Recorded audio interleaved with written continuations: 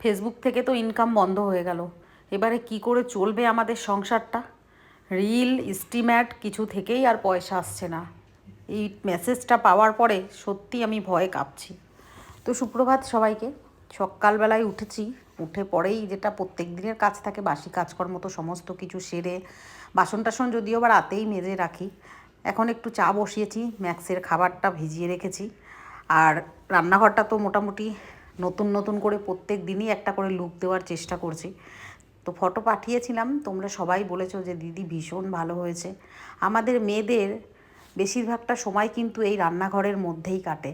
তো সেই জন্য আমরা মনে করি যে রান্নাঘরটা এমন একটা জায়গা, একটা শান্তির জায়গা, যেখানে কিন্তু যত সুন্দরভাবে গুছিয়ে রাখা যাবে মনটা ততটাই বেশি শান্তিতে থাকবে। তো আমি তো এটা মনে করি, আমার এটা নিজের ব্যক্তিগত ওপিনিয়ন, তাই বললাম। তো যাই হোক, চা হয়ে গেছে, চা খেলাম। আর খেতে না খেতেই দেখছি আমার যা বড় মায়ের ওখানে, মানে নৈয়াটির বড় মায়ের ওখানে গেছিলো, তো ওখান থেকে পুজো দিয়ে সে প্রসাদ দিল। ভালোই হলো। আমার কপালে তো আর যাওয়া নেই, যেতেই পারছি না, কোনো না কোনো কারণে মানে বাধা সৃষ্টি হচ্ছে। যতক্ষণ না মা নিজে টানবে ততক্ষণ আমি জোর জবরদস্তি করে হেলিকপ্টারে করে, ট্রেনে করে, প্লেনে করে যতই চেষ্টা করি না কেন পৌঁছাতে পারবো না। এটা বাস্তব ঘটনা। মন থেকে যতক্ষণ না আত্মার মানে মায়ের ওখানে দর্শন আমাকে মানে টানবে মায়ের চরণে, ততক্ষণ আমি কিছুতেই পৌঁছাতে পারবো না। ম্যাক্সের জন্যই আমার সব জায়গায় যাওয়া, বিশেষ করে কারণ আমার ছেলেটা যেই মারণ রোগে ভুগছে, তো সেই জন্যই আমি এখন একমাত্র ওই মেডিকেলের পরে যদি কিছু থাকে সেটা মিরাক্কেল, সেটা হলো ভগবানের কাছে, তো সেখানেই মানসিক করতে যাওয়া জন্যই। তো যাই হোক, পেলাম, পেয়ে পরে সবার আগে আমি আমার সোনার মাথায় ঠেকিয়ে দিলাম। আর রান্নাও বসিয়ে দিয়েছি। আজকে রান্না করব, বিনস বাটবো। তো বিনস বাটার রেসিপি তোমরা অনেকেই চেয়েছো। বিনস বাটা এমন কিছু নয়, বিনস জাস্ট বিনসগুলোকে কেটে নেবে, কেটে রসুন, আমি অনেকটা রসুন দিয়েছিলাম কারণ আমার শরীরটা ভীষণ খারাপ। তো রসুন, কাঁচা লঙ্কা আর কালো জিরে আর গোলমরিচ, এটা দিয়েই কিন্তু কড়াইয়ে একটু তেল দিয়ে টেলে নিয়ে, মানে একটু যেন সেদ্ধ হওয়ার মতন হবে, তারপরে বেটে নিলেই হবে।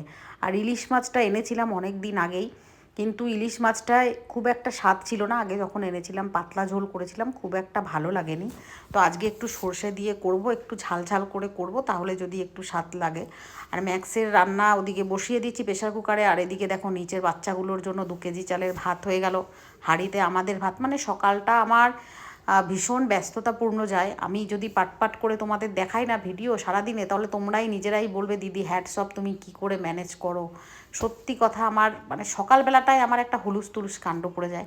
আর মেয়েটা স্কুলে যাবে, তো গরম ভাত হয়ে গেছে, সমস্ত কিছু খাবে না, ওর ইচ্ছা পান্তা ভাত খেয়ে যাবো। ও পান্তা ভাত খেতে ভীষণ পছন্দ করে, আর গরমে খেলে ক্ষতিও নেই। তো কাঁচা লঙ্কা দিয়ে আর ওকে আলু ভাজা দিয়ে দিলাম। তো ওটা খেয়ে পরে স্কুলে চলে যাবে। মিঠুনকে বললাম, যে মিঠুন বলতে আমাদের বাড়ি যে স্টাফটা আছে, কাজের ছেলেটা, ওকেই বললাম যে ছেড়ে দিবি বোনকে। তো ও ছেড়ে দিয়ে আসে, কখনো মনা থাকলে মনা দিয়ে আসে, এইভাবেই অ্যারেঞ্জমেন্ট করে হয়ে যায়। তো ওকে একদম পরিপাটি করে খাইয়ে দাইয়ে চুল টুল বেঁধে দিতে হয়। এখন খুব জেদ ধরেছে, চুল কেটে দাও মা, আমি এত চুল পারছি না, মাথা চুলকায়। আর স্কুলে গেলেই জানো একটু উকুনের সবারই একটা থাকে টেনশান, আমাদের সময়ও হতো স্কুলে, কিন্তু এখনও গুগলের মাথায় উকুন আসেনি। তো ওর ভীষণ জেদ করেছে, আমার চুল কেটে দাও, চুল ছোট করে দাও, মাথা ভেজা থাকে, সর্দি হচ্ছে, কাশি হচ্ছে। তো খুব বায়না করেছে, প্রত্যেক দিনই বলছে আজকে চলো মা, আজকে চলো। তো আমি বলি না, এত সুন্দর চুলটা কাটিস না। আমার তো চুল নেই বলে আমি কেটে ফেলেছি, কিন্তু আমাদের শ্বশুরবাড়ির গোষ্ঠীতে প্রত্যেকটা মানুষেরই মাথায় প্রচণ্ড চুল। তো ওকে বললাম, কিন্তু ও শুনবে না। ও চুল কাটার এখন জেদ ধরেছে, জানি না কেন, মানে বয়কাট করবে না, একটু তার থেকে লম্বা থাকবে। চলে গেল। আর এই দেখো আমার বিনসটা মানে ভেজে নিয়েছিলাম, তারপরে মিক্সিতে পেস্ট করে নিয়ে এবারে টালছি। মিক্সিতে পেস্ট করলে একটু জল দিতে হয়, সেই জন্যই কিন্তু একটু ঝোল ঝোল লাগছে। এটা আমি একটু কড়াইয়ে শুকনো কড়াই টেলে নিয়ে নেব যখন, তখন একদম আবার ড্রাই হয়ে যাবে। তো এবারে দেখলাম হঠাৎ করে আমাকে একজন একটা স্ক্রিনশট পাঠিয়েছে, যে লিখেছে স্ক্রিনশটে একটা কমেন্টে আর কি স্ক্রিনশট, যে ফেসবুক থেকে আর্নিং বন্ধ হয়ে গেছে। এটা আমাকে পার্সোনালি পাঠিয়েছে একটা কমেন্টে স্ক্রিনশট। এবারে তোমাদের কি করে চলবে, এবারে ফুটানি মারা বেরিয়ে যাবে। এটা তো শুধু আমার ব্যক্তিগত কথা বললাম। এবার অনেক কটাই আমরা ভিডিও দেখছি, যখন স্ক্রোল করে করে যাচ্ছি দেখছি যে অনেকেই ভিডিও বানাচ্ছে যে ফেসবুক থেকে কিন্তু আর্নিং বন্ধ হয়ে গেছে, রিলস থেকে কোনো পয়সা আসছে না, স্ট্রিম অ্যাড থেকে কোনো পয়সা আসছে না। অনেকেই এটা করছে, এটা একদম ভুল, গুজব ছড়াচ্ছে, একদমই না। ফেসবুকে যেমন যার যেমন আর্নিং হচ্ছে সেরকমই আসছে, তবে এটা রিচের ওপরে, যেমন ভিউজ যায় সে তার উপরে, কিন্তু আর্নিং বন্ধ হয়নি। এগুলো গুজব, এই গুজবে কেউ কান দেবে না। আর একটা কথা বলে দিই, যাদের হয়তো এই ভিডিওটা দেখার পর আমাকে যেমন স্ক্রিনশটটা পাঠিয়েছে, তার মানে তাদের আনন্দ হচ্ছে যে আমার মানে ইনকাম বন্ধ হয়ে গেল, আমার সংসারটা কি করে চলবে। তো ফর ইওর কাইন্ড ইনফরমেশন একটা কথা আমি বলে দিই, যে আমার কিন্তু এই ফেসবুকের আর্নিংয়ের উপরে আমার সংসার কখনোই ডিপেন্ড নয়। আমাদের একটা বিজনেস আছে, ভালো বিজনেস, ঠিক আছে। সেই বিজনেসটা এতদিন আমার স্বামী চালাচ্ছিল।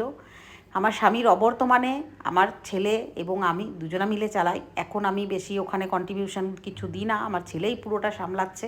হ্যাঁ, ফেসবুক থেকে আমি আর্নিং করি, তার মানে এই নয় যে এইটা যদি বন্ধ হয়ে যায় তাহলে আমরা ভাতে মারা যাব। একদম এই ভাবনা চিন্তাটা রেখে আনন্দ করার কিচ্ছু নেই, ঠিক আছে।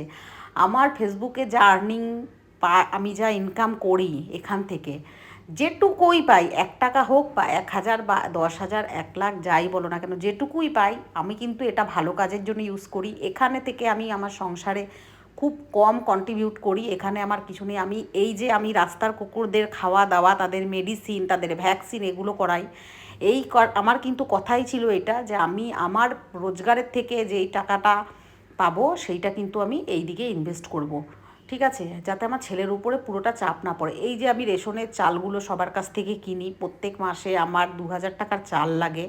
আমি এইটা মানে আমাদের স্ট্রিট ডগগুলোর জন্য যেই চালটা লাগে, প্রত্যেক দিন যে চিকেন লাগে 250, এরকম করে চিকেন লাগে 60-70 টাকার, প্রত্যেক দিন চিকেন লাগে, সেই টাকা প্রতিদিন একটা হিসাব করে নিও তোমরা। 2-3 কেজি চালের ভাত হয় তাদের জন্য, তাদের মাংস সবজি এগুলো রান্না হয়।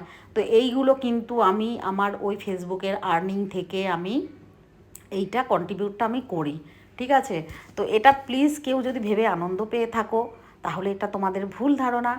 আর যারা গুজবগুলো রটাচ্ছ তারা একদম ভুল করছো। এরকম কোনো জিনিস নয়। ফেসবুকে যেমন যার আর্নিং হচ্ছে, যেরকম ভিউজ যায়, আমার যেমন রিসেন্টলি একটু রিচটা কম যাচ্ছে, কারণ আমি সেরকম প্রপার এখন ভিডিও দিতে পারছি না। আমার শরীরটা ভীষণ দুর্বল, ভেতর থেকে প্রচণ্ড আমি অসুস্থ, যার জন্য একটা ভিডিও করার জন্য একটা কুল মাইন্ড থাকতে হয়, একটা কন্টেন্ট ভাবতে হয়, যারা ডেইলি আমরা শেয়ার করি, প্রত্যেক দিন একটা ভিডিওর এফার্ট দিতে হয়, সেই ভিডিওটাকে এডিটিং করতে হয়, অনেক কিছু, যেগুলো আমি এখন প্রপার একটু মানে ডিলে হচ্ছে, সেই জন্য আমার একটুখানি কিন্তু রিচ কম যাচ্ছে। তার মানে এই নয় যে হ্যাঁ আর্নিং আমাদের বন্ধ হয়ে গেছে, এটা একদম ভুল। আমি বারবার বলছি, যারা এই ধরনের গুজবগুলো রটাচ্ছে তারা ভুল করছে। এটা নিয়ে অনেকেই ভিডিও করেছে, আমি দেখলাম প্রত্যেকটা ভিডিও, এবং পার্সোনালি আমাকে হাইলাইট করে একটা স্ক্রিনশট পাঠিয়েছে যে আমি বুঝি ভাতে মরে যাব। একদম নয়, রাখে হরি মারে কে।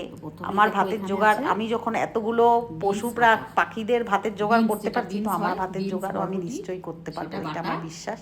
তো যাই হোক, কাউকে ছোট করার উদ্দেশ্যে ভিডিওটা করা নয়। এইটা যেহেতু আমাকে মেনশন করে একটা কমেন্ট এসছে, সেই জন্যই রিপ্লাই করলাম।